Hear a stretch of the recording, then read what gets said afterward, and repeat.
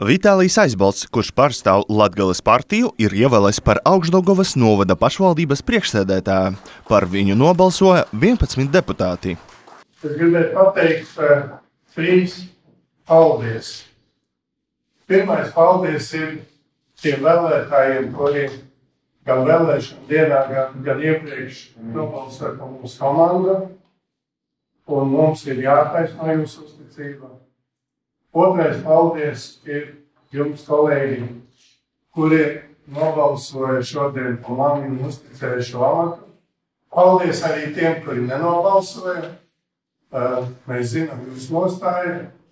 Un kopā mums tāpat būs jāstrādā. Un es šo balsojumu uztveru ne tikai kā uzticību. Šo balsojumu es uztveru kā smaga darba sākumu. Pret Aizbalta kandidatūru balsoja partijas Saraju Latgale deputāti. Runājot par opozīciju, šeit tas ir atkarīgs no komandas. Mūsu komanda ir ļoti stipra, mērķtiecīga, līdz ar to pārliecināts, ka mēs noteikti sasniegsim visus savus mērķus. Jaunievēlētam mēram būs 3 vietnieki. Par pirmo vicemēru vienbalsīgi tika ievēlēts Jānis Proms, Daugavpils novada partijā. Par otro ar balsu vairākumu tika ievēlēts Reinis Līcis, Latvijas zemnieku savienība un Nacionālā apvienība, bet par trešo Oļesia Nikīcina, Daugavpils novada partijā. Neviens deputāts neiebilda pret viņas kandidatūru. Un priekšā, kā jau iepriekš sacīja Vitālijs Aizbalts, visu sagaida smags darbs. Taču kādi būs pirmie soļi? Mums ir jādara viss, lai mēs beidzot nebūtu visās statistikas ailēs, ko rādīja Latvijas televīzija pēdējās vietās, lai mēs atgrieztu to novadam prestižu, kurš kaut kādā veidā gan pamatoti, gan nepamatoti ir iedragāts.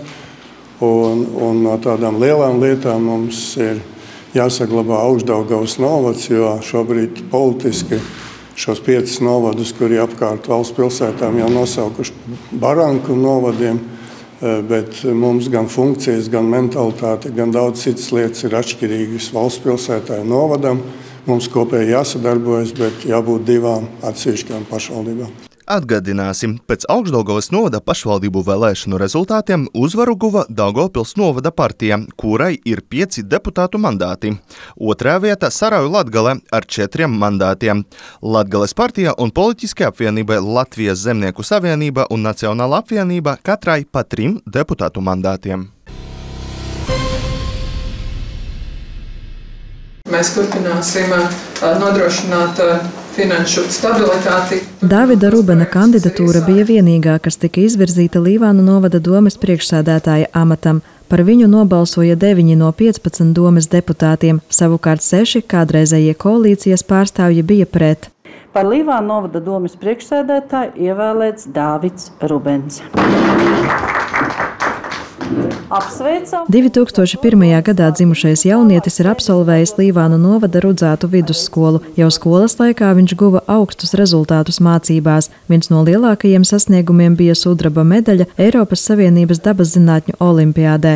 Augstāko izglītību Dāvids ieguvis ekonomikas jomā, bet tagad viņš ar strauju lēcienu sevi pieteicis politikā, kļūstot par gados jaunāko domes priekšsēdētāju šajā pašvaldību sasaukumā. Mans mērķis palikt atmiņā nevis kā jaunākajam šī sasaukuma, bet arī kā cilvēkam, kurš ir paveicis reālas lietas Līvānu novada labā. Un pirmās lietas, ko no pārmaiņām var veikt, domas vadības komunikācija ar iedzīvotājiem, arī tie formāti daudz regulārāki būs un arī iedzīvotāju sapulces un iedzīvotāju padomju izveide. Pirms pāris nedēļām Dāvids Rubens un viņa partijas biedri publiskoja aicinājumu Latvijas zaļās partijas pārstāvim Jānim Klaužam nolikt deputāta mandātu, bet pirmajā domes sēdē abu partiju pārstāvji demonstrēja sadarbību. Mūsu balsojums jau apliecināja to, ka mēs šo jauno cilvēku atbalstījām šai nevienkāršajā amatā. Varbūt viņam pietrūkst dzīves pieredzes, bet lai viņš neuztraucas, mēs viņam palīdzēsim. Mēs viņam piepalīdzēsim ar savu dzīves pieredzi. Andris Vaivods, kurš Līvānu novada pašvaldību vadīja 23 gadus, kopā ar sava saraksta pārstāvjiem tagad darbosies opozīcijā. Mūsu sarkanā līnija tas ir Klaušs un Zaļā partija, ko paši arī deklarēja, ka mēs neiesim kopā jaunā konservatīva partija, bet beigās viņi viņi sanāca kopā. Un, protams, ka uzreiz šie iebildumi, ka nekādus amatus nedod.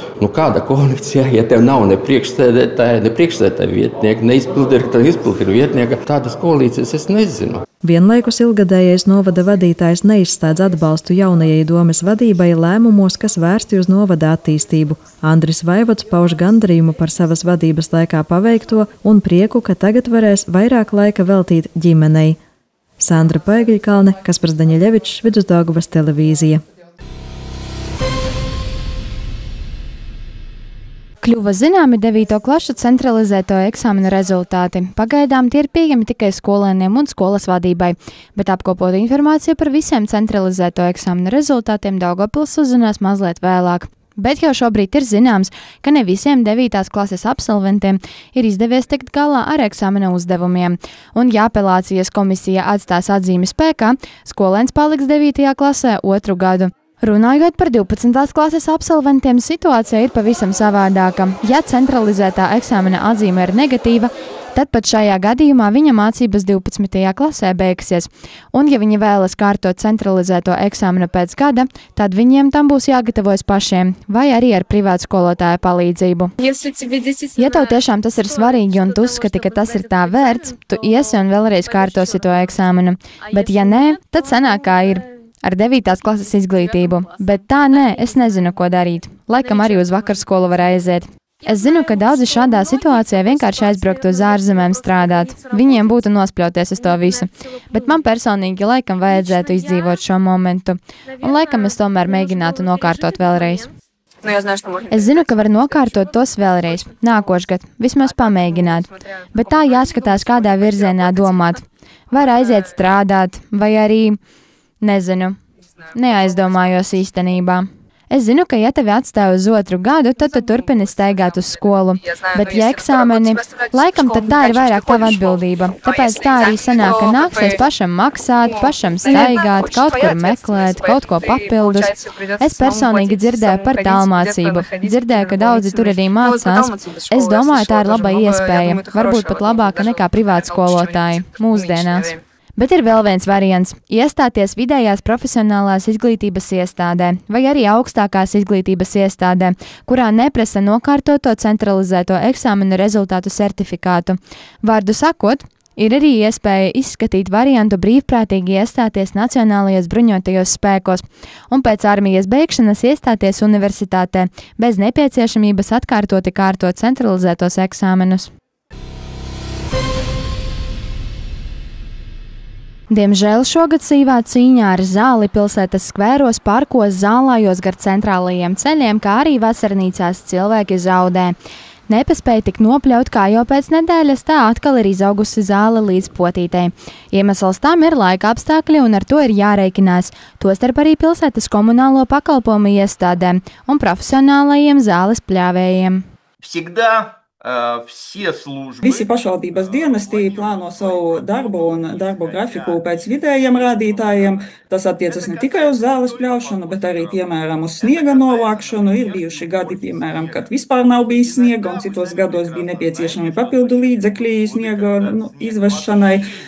Tāpēc arī tie, kas ir savās varbūt saimniecībās vai dārzus pļauši zāli, ir pamanījuši, ka šogad zāli aug daudz vairāk. To veicina gan šie nokrišņi, gan arī pietiekami augstā gaisa temperatūra, un tāpēc arī iespējams pilsētā šie parki un teritorijas daudz ātrāk izskatās nekoptas, taču mūsu dienesti strādā atbilstoši grafikam.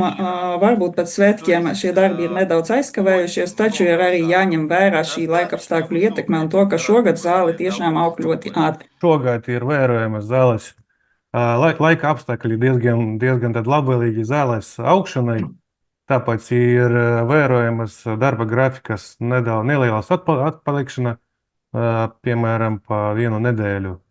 Bet dienesti strādā un strādājam strādājām domājot par to, kā uzlabot situāciju. Situācija ar zāles pļaušanu tik tiešām šobrīd ir ļoti problemātiska.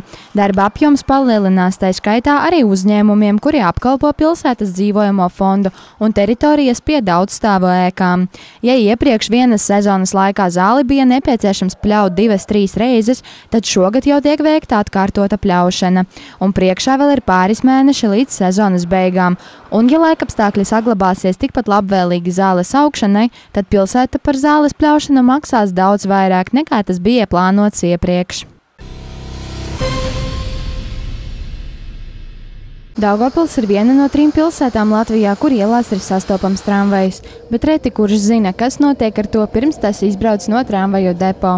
Katru rītu tramvaju sāk savu dienu Daugavpils satiksme tramvaju depo. Pirmā darba maiņa sākas aptuveni 4 no rīta. Pārbaude sākas ne tikai tramvajiem, bet arī darbiniekiem. Vispirms viņi iziet alkohola testu, tad viņi saņem vajadzīgos dokumentus un dodas uz konkrētu tramvaja vagonu, kura nozīmē dispečers. Tā tramvaja vadītājs pieņem tramvaja vagonu, kurā ietilpst vagona ārējā apskate, vagona darbība, kā arī tā ieslēgšana. Vagona tehniskā apskate notiek katru reizi pirms tramvaja vagons dodas reisā. Ja gadījumā tiek konstatēti trūkumi, tad tramvaja vagonu maina pret citu. Ja viss ir tehniski labā stāvoklī, tad vagons iziet uz līniju un dodas savā reisā. Pēc maiņas noslēgšanas notiek identisks process, kas sākas ar dokumentācijas nodošanu un maiņas noslēgšanu, un pēc tam seko tramvaja vagona tehniskā apskate. Otrā maiņa darbā iziet aptuveni 13:00 un ilgst līdz pat pusnaktī, kas nozīmē, ka Daugavpils satiksme darbinieki praktiski 24 stundas diennaktī strādā, lai nodrošinātu katram pilsētas iedzīvotājiem iespēju izmantot sabiedrisko transportu un nokļūt jebkur bez aizkavēšanās. Esto rabo de toro, típico plato español. Viesunama īpašnieks Jorge skaidro, ka šobrīd tiek gatavots tipisks spāņu ēdiens vēršu astes. Ar pavāra mākslu Spānis aizraujusi kopš bērnības, bet profesionāli viņš ar to nodarbojas kopš 2008. gada, kad pārcēlās uz Latviju. Spānijā Jorge bija bankas darbinieks. Uz Latviju viņu atveda mīlestība, kā arī vēlme attīstīt lauku turismu. Tagad mīlestība ir beigusies, bet mēs joprojām turpinām strādāt kopā. Kāpēc tieši turisms un ēdieni?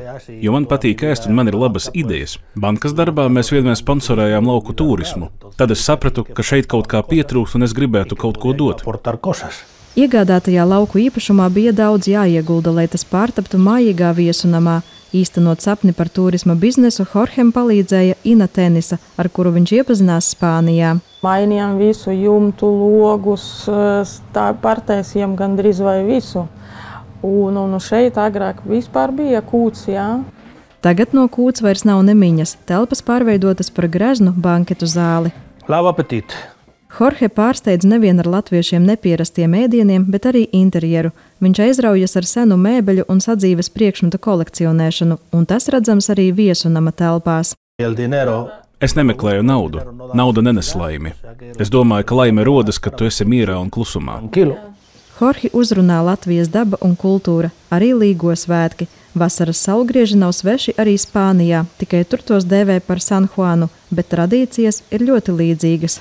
Tāpat kā Latvijā, pie mums tiek iekurti ugunskuri un sadedzinātas sliktās domas un darbi. No rīta kailas sievietes mazgājas pļavās un plūc ūdenspuķis, ticot, ka tām piemīt maģiskas īpašības. Ja Latvijā meklē papardes ziedu, tad Spānijā 4 lapu āboliņu, jo saka, ka tas nes veiksmi visam gadam.